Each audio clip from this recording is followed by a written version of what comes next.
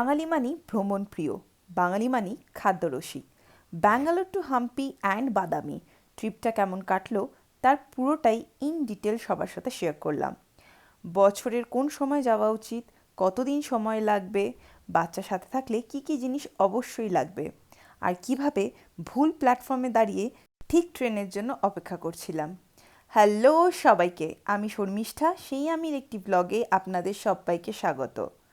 রাত তখন 8:30, আমরা রওনা হলাম। আমাদের বাড়ি থেকে হুডি মেট্রো স্টেশন 150 থেকে 200 মিটার। অনলাইনে টিকিট কাটা হয়েছিল। শুধু মেট্রোতেই ট্রলি বা বড় কোনো লাগেজের জন্য 30 টাকা দিয়ে একটা টিকিট কাটতে হয়। ব্যাঙ্গালোর মেট্রোর দুটো line, purple line and green line.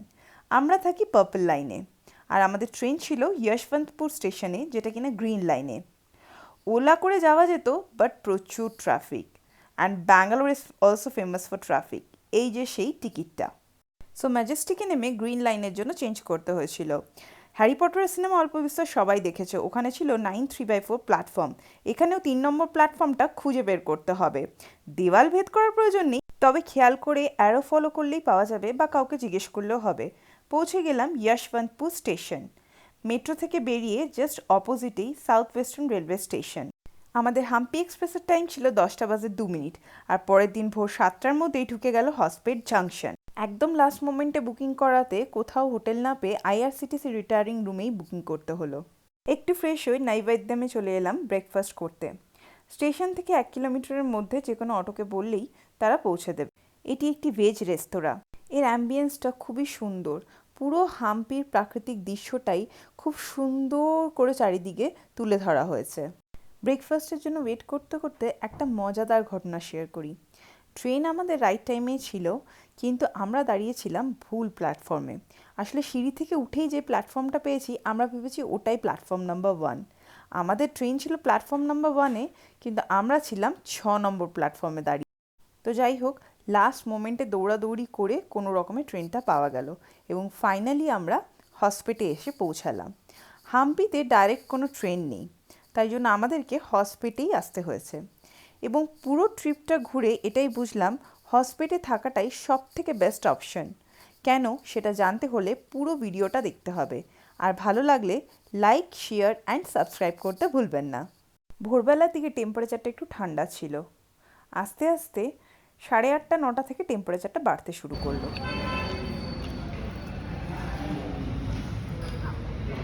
ভালো গরম।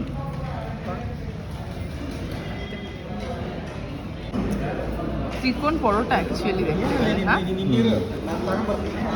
ব্রেকফাস্টে অর্ডার করেছিলাম প্লেন ধোসা, মশালা ধোসা, পুরি সবজি, একটা চা আর একটা কফি। সাউথ ইন্ডিয়ার যে কোনো জায়গায় এটা খুব অন্যতম এবং ইউনিক জিনিস, যেখানে চা কিংবা কফিটা স্টিলের গ্লাস, তার নিচে স্টিলের এই বাটি, এইভাবেই সার্ভ করা হয়। ব্রেকফাস্ট সেরে আমরা বেরিয়ে পড়লাম হাম্পির উদ্দেশ্যে। এখান থেকে আধা ঘন্টা থেকে 40 মিনিট মতন লাগে অটো করে যেতে। সারা বছর এখানে তাপমাত্রা প্রচণ্ড গরম থাকে, সেই কারণেই আমার মতে ডিসেম্বর আর জানুয়ারিটা হচ্ছে সব থেকে বেস্ট টাইম হাম্পি ঘোরার জন্য। এবারে আপনি যদি একা ট্রাভেল করেন, তাহলে আপনি একদিনেই হাম্পি কভার করতে পারবেন। কিন্তু যদি সাথে বাচ্চা থাকে, যেরকম আমার মেয়ে সাথে ছিল, সেই জন্য আমরা 2 দিন সময় নিয়ে ঘুরেছি। কারণ এক একটা জায়গা ঘুরতে কম করে 2 থেকে 3 ঘন্টা মতন সময় লেগে যাবে, আর এত টেম্পারেচারের জন্য আপনি খুব তাড়াতাড়ি ক্লান্তও হয়ে যাবেন। আমাদের প্রথম ডেস্টিনেশন হচ্ছে কিষ্কিন্ধা পর্বত। ওই যে দূরে পাহাড়টা দেখছেন, তার মাথায় যে সাদা সাদা দেখা যাচ্ছে একটা চূড়ার মতন, ওইখানে হচ্ছে হনুমানজির জন্ম। আমরা এখন ওখানেই যাব। আমাদের জার্নিটা হনুমানজির মন্দির দর্শন করেই শুরু করব। হসপেট থেকে হাম্পি, পুরো রাস্তার চারিপাশটায় বড় বড় পাথর। পাথর বলা ভুল হবে, বড় বড় বৃহৎ আকারের পাথর, জল আর সবুজে ঘেরা। দেখতে দেখতে পৌঁছে গেলাম হনুমানজির মন্দিরে। মন্দিরের নিচেই জুতো খুলে রাখার স্ট্যান্ড আছে। আপনি চাইলে ওখানেই জুতো খুলতে পারেন, কিংবা ওপরে গিয়েও খুলতে পারেন। ওপরে খোলা যাবে এটা আমরা জানতাম না, তাই আমরা নিচ থেকেই জুতো খুলে মন্দিরে উঠেছিলাম। এখানে 572টা সিঁড়ি আছে। ওঠানামা মিলিয়ে 1144টা সিঁড়ি। অবশ্যই সাথে করে জল নিয়ে উঠবেন, আর একটু শুকনো খাবার, কারণ পুরোটা উঠতে আপনি অত্যন্ত থকে যাবেন এবং ওপরে গিয়ে জলের প্রয়োজন পড়বে। ওপরে কোনো বটল ওয়াটার আপনি পাবেন না, ওখানে ট্যাপ লাগানো রয়েছে, সেখান থেকে আপনি জল নিয়ে খেতে পারেন। এতটা সিঁড়ি একটানা উঠতে উঠতে হাঁপিয়ে যাওয়াটাই স্বাভাবিক, সেই কারণেই এখানে 4-5টা জায়গায় বসার সুন্দর ব্যবস্থা করা রয়েছে। উঠতে উঠতেই চোখে পড়ছিল রামায়ণের এই সুন্দর দৃশ্যগুলো কিছু কিছু জায়গায় খুব সুন্দর করে আঁকা রয়েছে। এখানে প্রচুর বাঁদর রয়েছে, কিন্তু এরা কখনোই আপনার কাছে এসে আপনার হাত থেকে কিছুই ছিনিয়ে নেবে না কিংবা আপনাকে ঘিরে দাঁড়াবে না। এরা এদের মতোই সাইডে রয়েছে, এরা নিজেদের মতোই চলে যাচ্ছে, নেমে আসছে, কিন্তু কাউকেই কোনো কিছু ক্ষতি করছে না।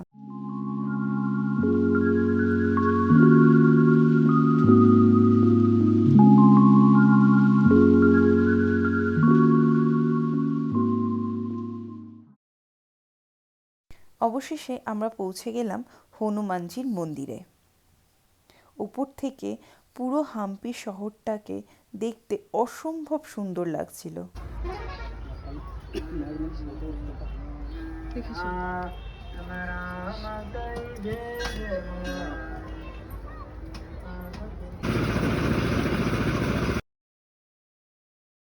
নিচে নেমে এসে একটু বিশ্রাম করে আমরা রওনা দিলাম সাবরি কেভ আর পম্পা সরোবরের দিকে।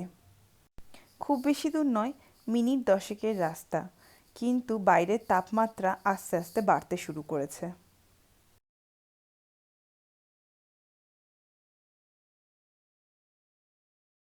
হাম্পিতে যেখানে যেখানে মন্দির রয়েছে তার পাশেই এরকম একটা করে সরোবর রয়েছে। কিষ্কিন্ধায় এতটা সিঁড়ি ওঠানামার পর স্বাগতম আর ভিতরে যেতে চাইল না, তাই সে নিচে দাঁড়িয়ে অপেক্ষা করছিল। আমি আর রাইকা গেলাম হাঁটতে হাঁটতে উপরে।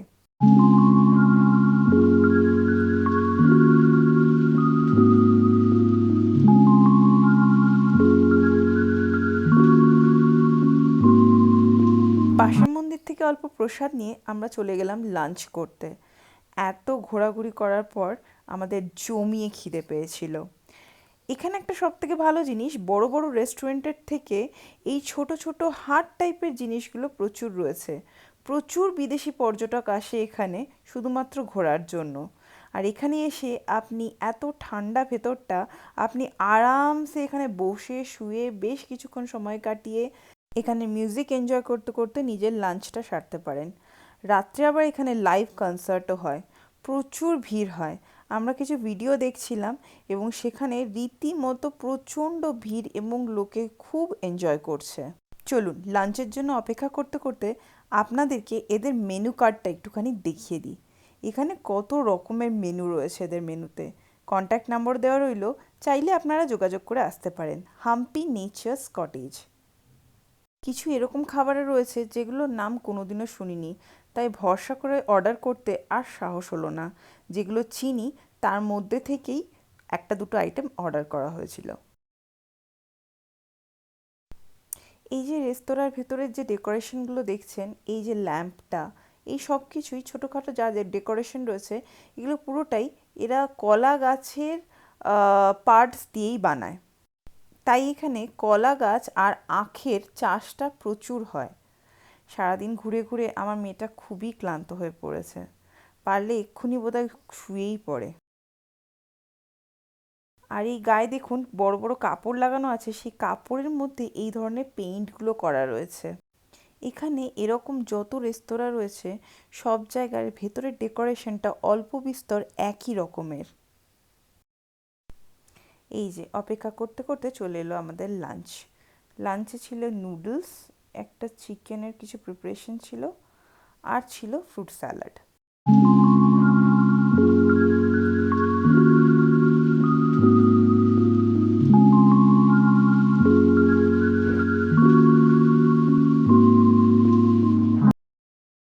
খাওয়া দাওয়া পর্ব শেষ হতেই রাইকা একটু এনার্জেটিক ফিল করছে। এবারে আমরা আবার রওনা হলাম আমাদের next destination. Yes, coracle ride. এটাই আমাদের ট্রিপের সব থেকে বড় এক্সাইটমেন্ট। তুই যাবি না তো? তুই যাবি?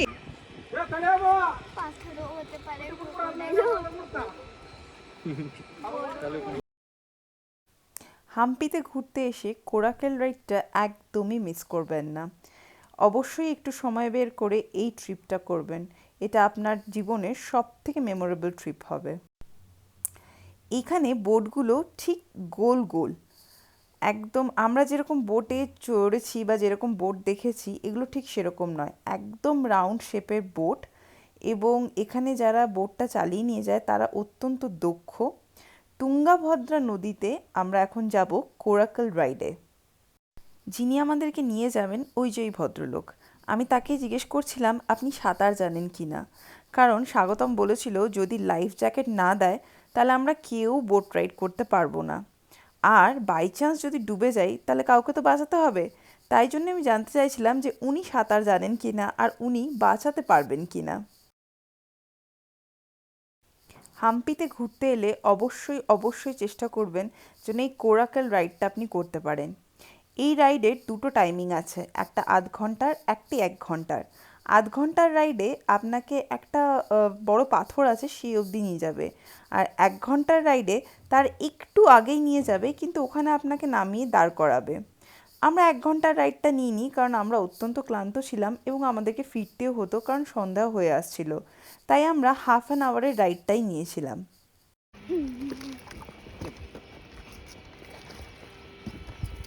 এই দেখ, সাবাস। চলো বসে যাও তুমি, এবার ভুজানকে ধরে নাও। যাও, চলো যাও যাও।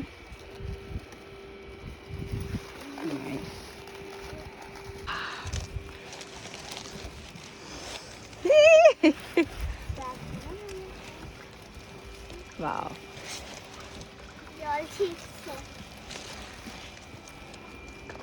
ওর দিকে যখন ঘুরবে ও হাত পাবে, যখন ওর দিকে ঘুরবে তখন।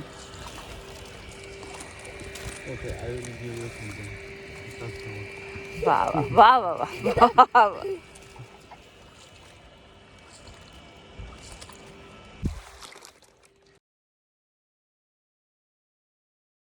চারপাশটা অত্যন্ত মনোরম। পড়ন্ত বিকেলে মাঝি ভাই আমাদের নিয়ে চলল তুঙ্গাভদ্রার দর্শনে। তুঙ্গাভদ্রা নদীর জলটা খাবারের কাজেও যেরকম লাগে ঠিক সেরকমই চাষবাসের কাজেও প্রয়োজন পড়ে। এই নদীর চারপাশটা দিয়ে বড় বড় দেয়ালের মতন করা রয়েছে পাথরের। এর নির্মাণ করেন মহারাজা কৃষ্ণদেবরায়া। একটা ফ্যামিলির জন্য একটাই বোট, মানে ধরুন 2জন আছে তাহলেও একটাই বোট, কিংবা 3জন কি 4জন আছে তাহলেও একটাই বোট। তার বেশি হলে আপনাকে আরেকটা বোট নিতে হবে। পার বোট আজকের ডেটে হচ্ছে 1500 টাকা। 1986-এ ইউনেস্কো থেকেই হাম্পিকে ওয়ার্ল্ড হেরিটেজ সাইট হিসেবে ডিক্লেয়ার করা হয়। সারাদিন গরমে ক্লান্তিতে ঘোরাঘুরি করার পর বিকেলে এই সুন্দর ঠান্ডা জলে হাত দিয়ে কোরাকেল রাইডটা যেন একটা আলাদাই লেভেল।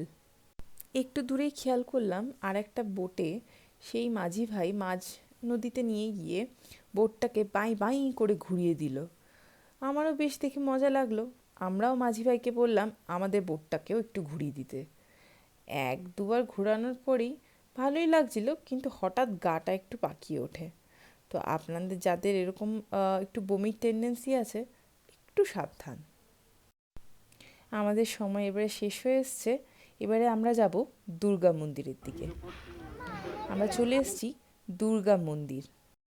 এখনও এই মন্দিরের সামনের কাজকর্ম কিছুটা বাকি, কনস্ট্রাকশনের কাজ এখনও চলছে। মন্দিরে একটু প্রণাম করে ঠাকুরমশাইকে জিজ্ঞেস করতেই বলল পিছন দিকে একটা বড় গুহা মতো আছে, একটু হেঁটে বেশ যেতে হবে। ওখানেও নাকি রামায়ণের কিছুটা অংশ হয়েছিল। যাই হোক, এখান থেকে বেরিয়ে আমরা গেলাম রামায়ণের সেই অংশে যেটা কিনা খুবই গুরুত্বপূর্ণ, ঠিক যেখানে বসে রাম, লক্ষ্মণ, সুগ্রীব, হনুমান সবাই মিলে আলোচনা করেছিলেন বালিকে কি করে বধ করা যায়। পুরাণ মতে এটিই হলো সেই বিখ্যাত চিন্তামণি টেম্পল। এটাই হচ্ছে সেই জায়গা যেখান থেকে রাম বাণ মেরে বালিকে বধ করেন।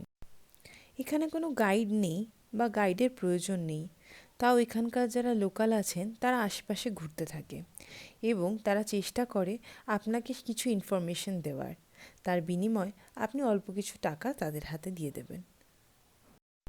এখানকার লোকাল লোকজনদের মতে এটা হচ্ছে রামচন্দ্রের ফুটপ্রিন্ট, আর এখান থেকেই কিনা রামচন্দ্র দাঁড়িয়ে বালিকে বধ করেছিলেন। ওই যে দূরে দেখা যাচ্ছে, দাঁড়ান একটুখানি জুম করি, ঠিক ওই যে জায়গাটা গুহার মতো দেখা যাচ্ছে, ওখানেই নাকি সুগ্রীব আর বালির যুদ্ধ হচ্ছিল, আর রামচন্দ্র এখান থেকেই নাকি বালিকে তীরধনুক দিয়ে বধ করেন। এটাই হচ্ছে রামচন্দ্রের ফুটপ্রিন্টস। এখানে তীরধনুকের মতন আঁকা রয়েছে, আর এই হচ্ছে যার ভেতর দিয়ে গিয়ে ওই যে দূরে দেখা যাচ্ছে একটা সুন্দর চিত্র করা রয়েছে, যেখানে বোঝা যাচ্ছে রামচন্দ্র, লক্ষ্মণ, সুগ্রীব, হনুমান সবাই মিলে বসে এখানটাতে ওরা প্ল্যানিং করছিলেন। এই ভেতরটা খুবই সুন্দর, এবং সবথেকে আশ্চর্যজনক ব্যাপার হলো এই যে উপরে পাথরটা, এটারও একটা সিগনিফিকেন্স রয়েছে। চলুন চারপাশটা আপনাদেরকে একটু ঘুরে দেখাই, তারপরে ওপরের এই বড় পাথরটার একটি অদ্ভুত জিনিস আপনাদেরকে দেখাবো।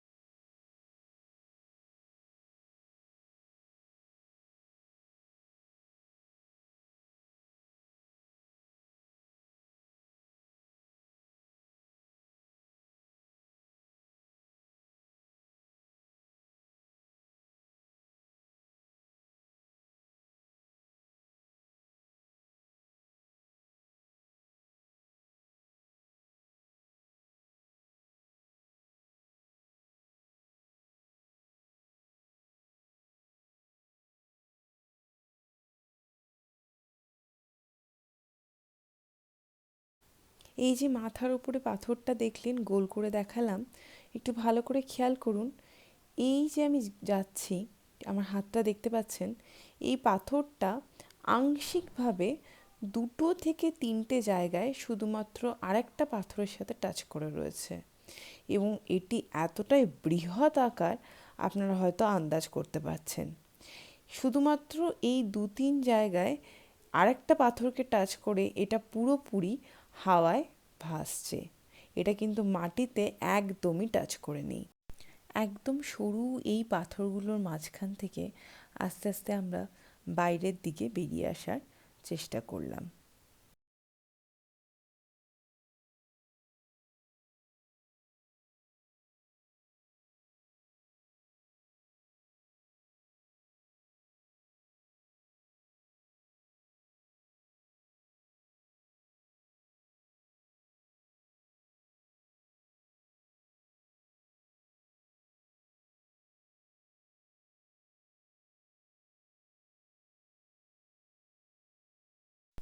পাথরের মাঝখান দিয়ে বেরিয়ে আমরা সেই একই রাস্তায় এলাম। ওই যে দূরে গুহার মতন, যেখানে বালি সুগ্রীবের মারপিট হয়েছিল, আর ওই যে পাশের যে জায়গাটা ছোট্ট সাদা মতন দেখছেন, এখানকার লোকালদের মতে ওখানেই নাকি বালির সমাধিস্থান।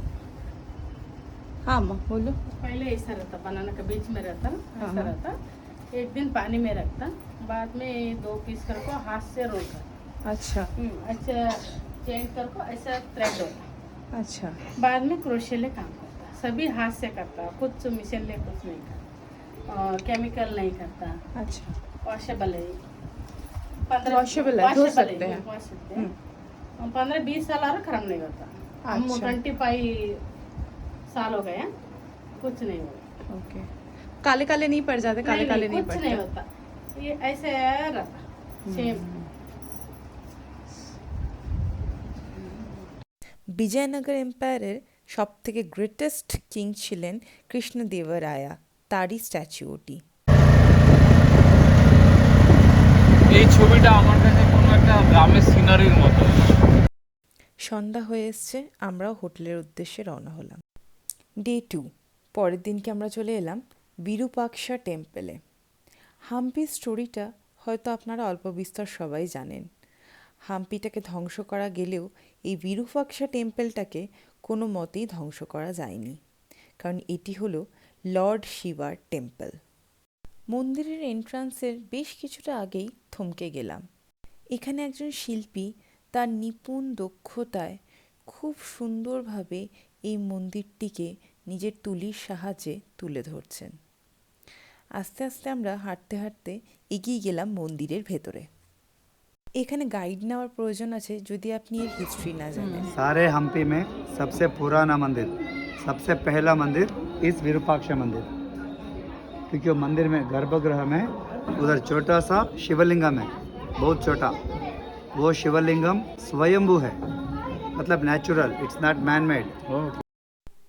আপনি যদি বিরূপাক্ষ টেম্পলের ইতিহাস না জানেন তাহলে অবশ্যই এখানে গাইড নেবেন।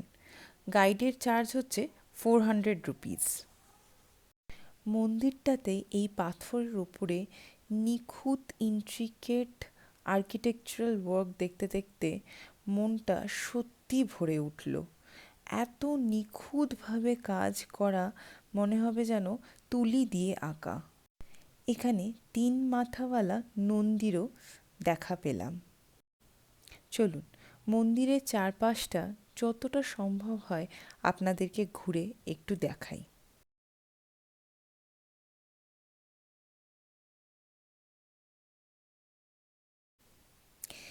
মন্দিরটা ঘুরতে ঘুরতে গাইড আমাদেরকে জানালেন যে এই যে জায়গাটা আপনি দেখছেন এটা একটা আন্ডারগ্রাউন্ড প্লেস।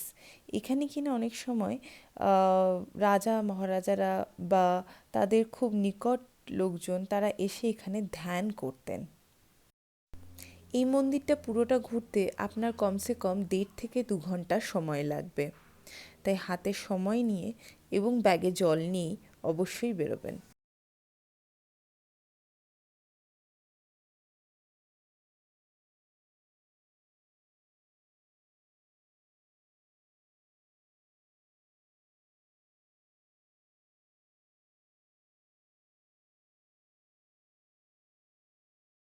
মন্দিরের অনেক জায়গায় অল্প বিস্তর রিকনস্ট্রাকশনের কাজ করা হয়েছে।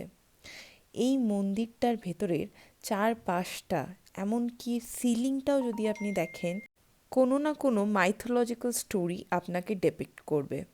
তাই গাইড নিয়ে অবশ্যই আসবেন, কারণ তারা এই স্টোরিগুলোকে ছোট ছোট ওপরে যেগুলো রয়েছে সেই পুরো স্টোরিটা আপনাকে বলবে। কেন এই মন্দিরটার নাম বিরূপাক্ষা হলো, এর নির্মাণ কে করেছে, মন্দিরে ঢোকার সময় মন্দিরের চূড়াটা ঠিক এরকম একটা সোজা সি আর একটা উল্টো সি এর মতন কেন রয়েছে দেখতে, এই সব কিছুই তারা আপনাকে বলবে। এই মন্দিরে এখনও বিয়ে হয় এবং এই মন্দিরের বিয়ে হওয়াটাকে ভগবানের বিশাল এক আশীর্বাদ হিসেবে মনে করা হয়। আমাদের গাইড দাদাও আমাদেরকে এই প্রতিটা আর্কিটেকচারের পেছনের যে হিস্ট্রিটা রয়েছে সেগুলোকে সুন্দরভাবে ব্যক্ত করছিলেন। এই মন্দিরটা ঘুরতে ঘুরতে একদমই ভুলে যাবেন না পিন হোল লেন্সের এফেক্টটা দেখতে। অবশ্যই মনে করে যাবেন পিন হোল লেন্সের এফেক্ট দেখতে। আমরা বইতে পড়েছিলাম পিন হোল ক্যামেরার লেন্স। এখানে এত যুগ আগেও এটা অলরেডি প্রুভড। বিরূপাক্ষা টেম্পলের ওপরের যে চূড়াটা আছে তার ঠিক পিনহোল ক্যামেরা লেন্সে দেখলে যেরকম লাগবে ইনভার্টেড এবং ছোট, ঠিক সেই ইমেজটাই আপনাদেরকে দেখাবো। একটি ছোট্ট ছিদ্রের মধ্যে দিয়ে আলোর এফেক্টে এই জিনিসটা দেখা যায়। এই যে আপনারা এখানে দেখতে পাচ্ছেন। মন্দির দর্শন করে আমরা বেরিয়ে এলাম মন্দিরের ঠিক পেছন দিকটায়, যেখানে তুঙ্গাভদ্রা নদী বয়ে গেছে। কিছুক্ষণ সময় কাটিয়ে আমরা চলে এলাম গণেশ মন্দিরে। বৃহৎ আকারের পাথরের এই গণেশ দর্শন করতে শয়ে শয়ে লোকজন, স্কুল ছুটি বলে স্কুলের বাচ্চারা সবাই এখানে আসছে। ওখান থেকে বেরিয়ে আমরা চলে এলাম নরসিংহ টেম্পলে।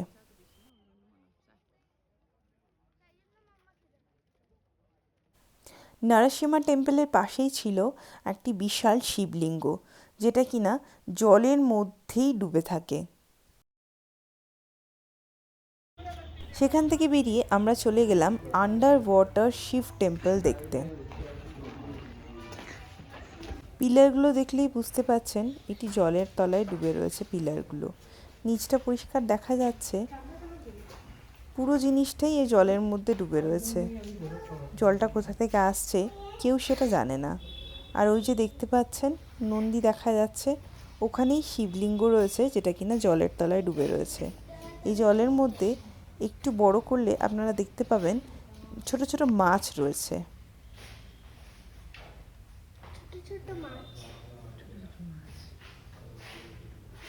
কত দিন ধরে এই জলটা জমে রয়েছে এই শ্যাওলাগুলো দেখলে আপনারা আন্দাজ করতে পারবেন, পিলারের গাগুলো দেখলেই বুঝতে পারবেন। এখান থেকে আমরা বেরিয়ে চললাম আমাদের নেক্সট গন্তব্যস্থান, যেটা কিনা লোটাস টেম্পল। এখানে যে টিকিট কাউন্টারটা ছিল সেখানে একবার টিকিট কাটলেই এই টিকিটটা দিয়েই এই লোটাস টেম্পলের ভেতরটা আপনি পুরোটা দেখতে পাবেন। আর এই টিকিটটাকে আপনাকে রেখে দিতে হবে যেটা কিনা বিজয়নগর এম্পায়ারটা দেখার জন্য লাগবে। এটি একটি মিউজিয়াম। এই মিউজিয়ামের ভেতরে তখনকার দিনের পাথর, তখনকার দিনের বিজয়নগর সাম্রাজ্যের কিছুটা টুকরো, এই টুকরো টুকরো জিনিস যেগুলো কিনা ওই পাথর দিয়ে তৈরি, সেগুলোকে তুলে ধরা হয়েছে। মিউজিয়াম থেকে বেরিয়ে আমরা চলে এলাম লোটাস টেম্পলের কাছে। এই যে সামনের আপনি কনস্ট্রাকশনটা দেখতে পাচ্ছেন, এটাকেই নাকি লোটাস টেম্পল বলে। ওই যে দূরে দেখা যাচ্ছে ওগুলো হচ্ছে এলিফ্যান্ট স্টেবল। এলিফ্যান্ট স্টেবল থেকে বেরিয়ে কিছুটা যেতেই চোখে পড়বে কুইন্স বাথ। আমি আর রাইকা গেলাম কুইন্স বাথের ভেতরটা দেখতে। সেখান থেকে বেরিয়ে আমরা সোজা চলে এলাম ম্যাঙ্গো ট্রি। প্রচণ্ড খিদে পেয়েছিল, অনেকটা বেলাও হয়েছিল, তাই ভাবলাম লাঞ্চটা সেরে তারপরে আবার বেরোবো, তাতে একটু টায়ার্ডনেসটা কমবে। ভেতরের পরিবেশটা খুব সুন্দর। এদিকে রয়েছে বুফে সিস্টেম, আর ওই দূরে একটা পানের ঠেলা মতন রয়েছে, আর ভেতরে বসে খাওয়ার ব্যবস্থা রয়েছে।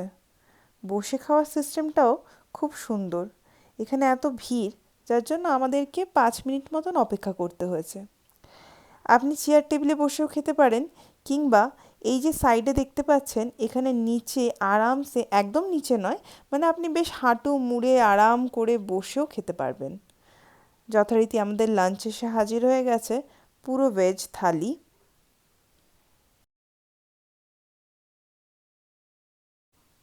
ফেরার পথে পানটা ভুলে গেলে কিন্তু একদম চলবে না।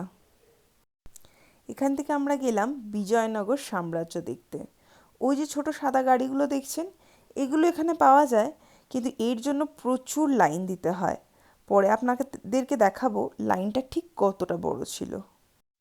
1 কিলোমিটারের হাঁটা পথ, আর হেঁটে গেলে রাস্তার চারিপাশের এই প্রাকৃতিক দৃশ্যগুলো দেখতেও খুব সুবিধে হয়।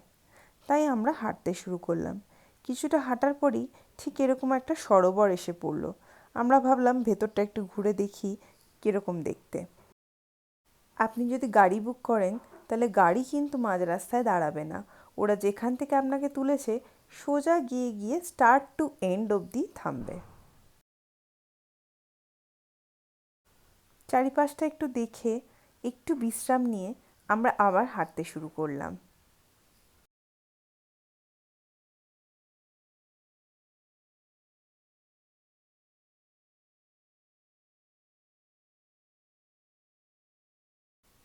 ওই যে দেখতে পাচ্ছেন দূরে সাদা মতো চূড়াটা, কিষ্কিন্ধা পর্বত।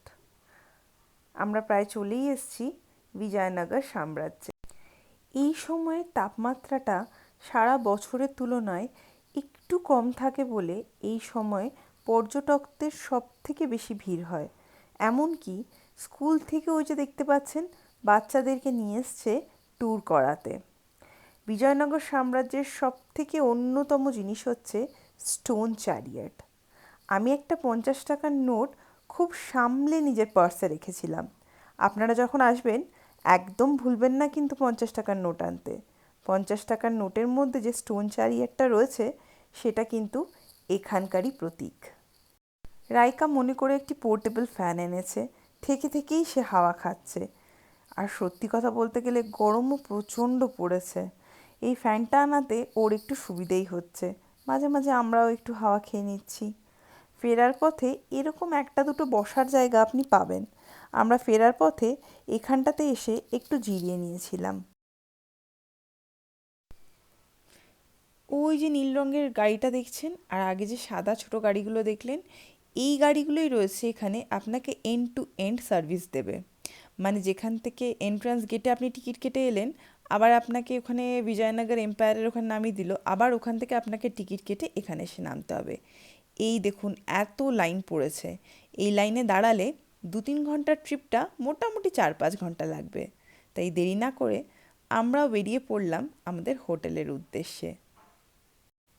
ডে 3 আমরা সকাল সকাল বেরিয়ে পড়লাম হাম্পি থেকে বাদামির উদ্দেশ্যে। আমরা চলে এলাম বনশঙ্করী টেম্পলে। মোটামুটি 3 ঘন্টা মতন লাগলো আমাদেরকে আসতে। মাঝে কিছুক্ষণ দাঁড়িয়েছিলাম ব্রেকফাস্টের জন্য। 8টার সময় বেরিয়েছিলাম, 11:30টার মধ্যে আমরা পৌঁছে গেছি। মন্দিরটা খুবই সুন্দর। বাদামিতে যারাই আসে তারা এই মন্দির দর্শনে অবশ্যই আসেন। মন্দির দর্শন করে আমরা বেরিয়ে পড়লাম বাদামির মেইন অ্যাট্রাকশন স্পট, যেটা কিনা বাদামি কেভের উদ্দেশ্যে। জানি না ভিডিওগ্রাফিতে কতটা ভালো করে বোঝাতে পারছি, কিন্তু সত্যি বলছি খালি চোখে দেখার মতন হচ্ছে বাদামি কেভ। ভেতর অবধি গাড়ি যাওয়ার পুরো ব্যবস্থা রয়েছে। ওখানে আপনি আরামসে যে গাড়ি নিয়ে যাবেন সেটাকে পার্ক করতে পারবেন। এই হচ্ছে গাড়ি পার্কিংয়ের এরিয়া। খুব বেশি জায়গা এখানে নেই, কিন্তু আপনি গাড়ি পার্ক করতে পারবেন আরামসে।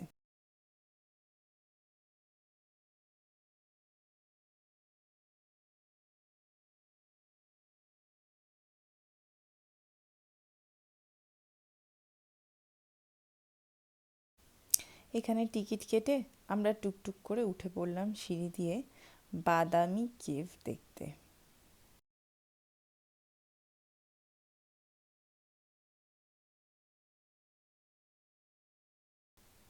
এত হাইটে পাথরের ওপর যে এত সুন্দর আর্কিটেকচারাল ওয়ার্ক থাকতে পারে, এটা ভাবতেও অবাক লাগে। সত্যিই দেখার মতন।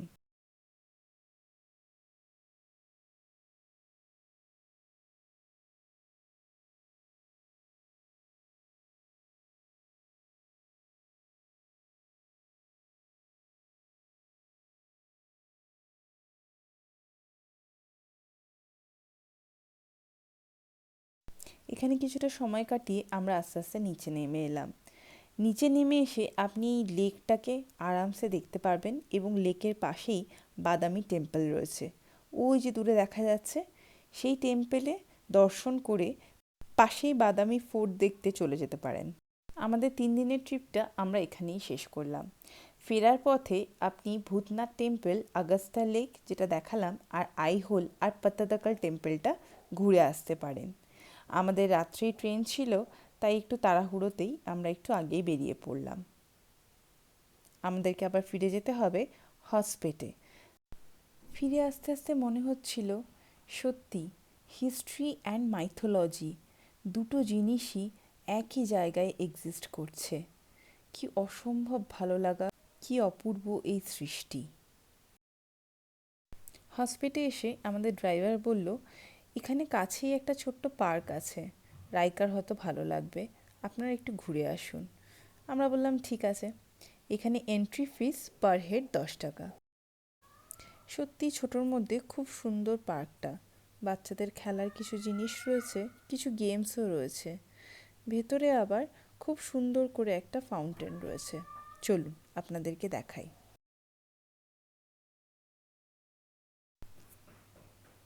এখানে গান্ধীজির একটি স্ট্যাচু রয়েছে, আর তার নিচে গান্ধীজির 3 হনুমান, না বুরা বোলো, না বুরা দেখো, না বুরা শোনো।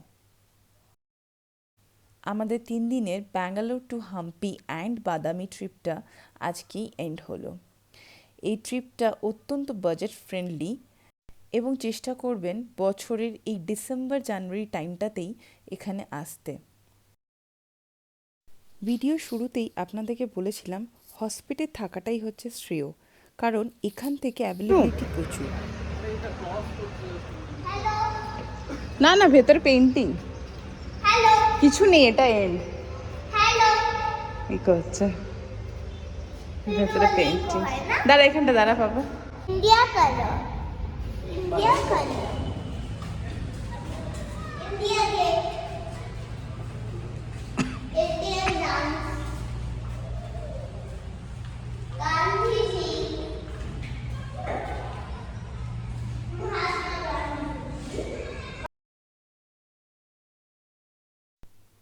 এই যে ভেতরে যতগুলো নাম লেখা রয়েছে এগুলো সব কান্নাডা ভাষায় লেখা রয়েছে।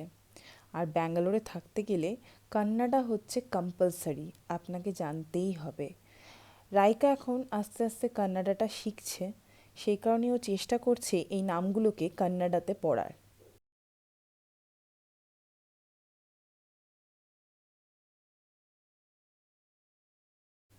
এখানে কিছু বাচ্চাদের জন্য গেমসের ব্যবস্থা ছিল। রাইকাও একটা একটা গেমসে পার্টিসিপেট করলো। তারপরে আমাদের টাইম হয়ে যাচ্ছিল, তাই আমরা ডিনার করতে চলে গেলাম।